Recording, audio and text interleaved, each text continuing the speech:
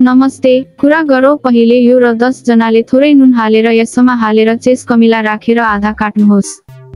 अनि बेकन बेर्नुहोस् र पिठो र त्यसपछि अन्डा हाल्नुहोस् र त्यसपछि यो र गहिरो फ्राई गर्नुहोस् र त्यसपछि यसलाई खानुहोस् र यसको आनन्द लिनुहोस्।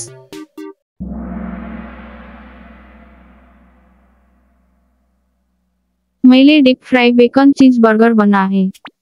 3 2 1 पटक।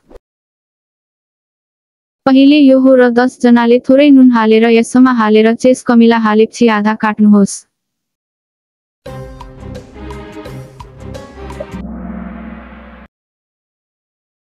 अनि बेकन बेर्नुहोस् र त्यसलाई पिठोमा राख्नुहोस् र त्यसपछि अन्डा हाल्नुहोस् र त्यसपछि यसमा राख्नुहोस् र गहिरो फ्राई गर्नुहोस्।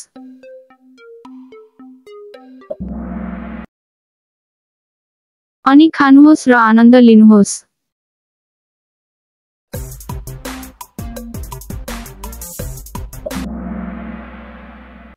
त्यो बारेमा प्रश्नहरू रमाइलो लाग्यो पहिले यो र 10 जनाले थोरै नुन हालेर यसमा हालेर चेस कमिला राखेर आधा काट्नुहोस्।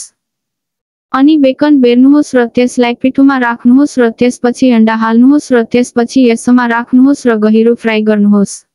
अनि खानुहोस् र आनन्द लिनुहोस्। पछि भेटौला र पछि भेटौला।